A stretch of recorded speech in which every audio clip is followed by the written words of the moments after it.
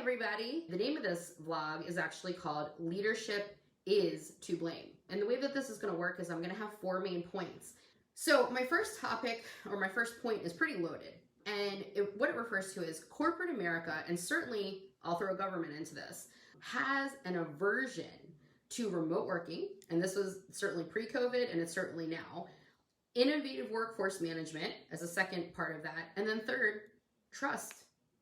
We have an aversion to trust in corporate America. We have an aversion to trust in our government. So as we look at these 3 separate but yet incredibly linked items, I want to start this off and talk about and lead to why, in my opinion, leadership is to blame.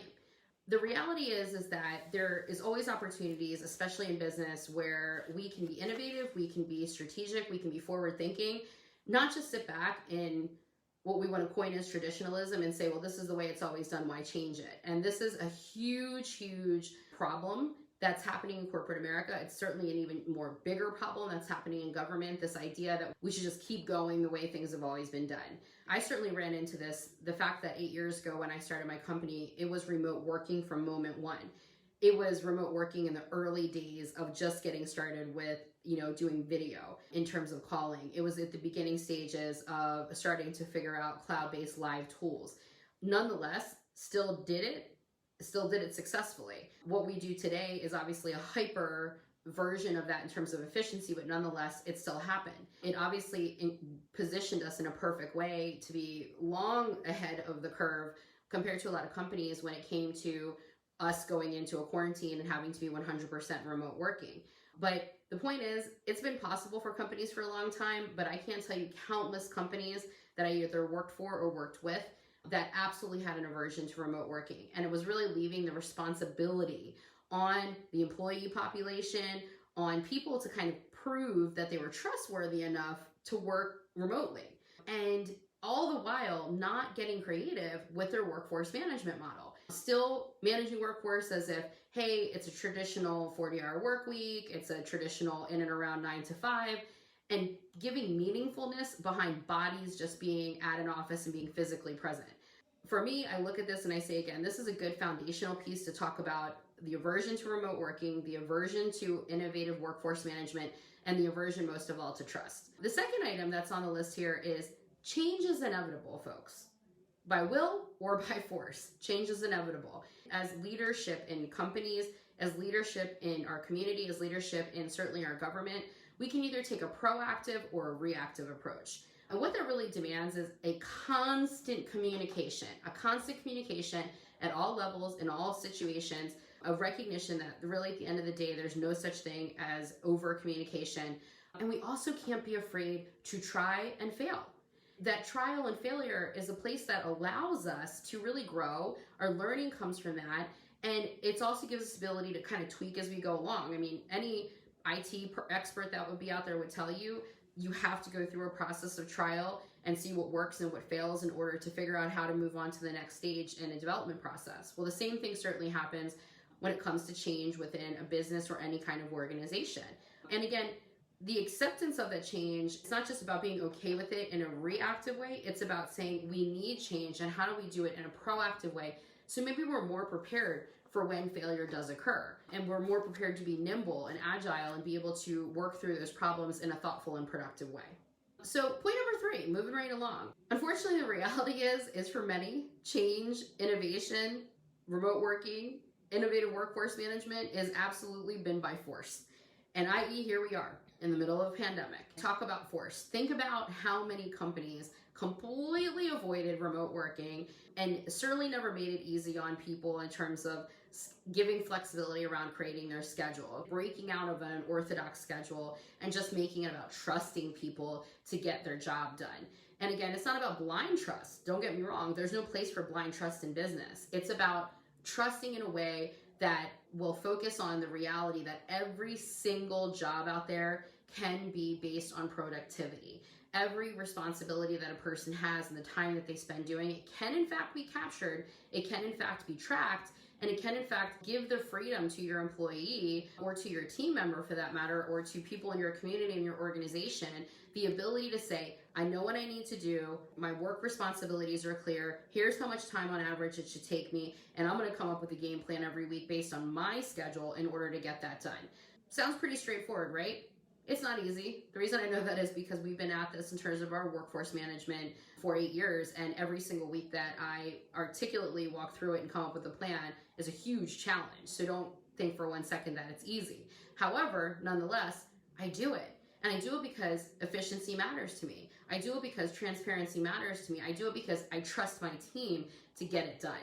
The unfortunate reality is that now companies, organizations, as a whole, community, school, government has been forced into change, has been forced into, in many cases, remote working, has been forced to get creative with their workforce management, but it's all reactive.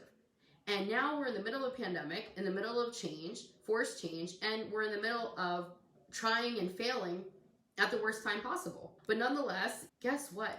Those folks that were in the office, maybe they even pretended to work long days and they spent 2, 3, 4 hours a day playing Tetris and on Facebook and Instagramming and hanging out and taking long lunches and hanging out with their coworkers and having unnecessary meetings.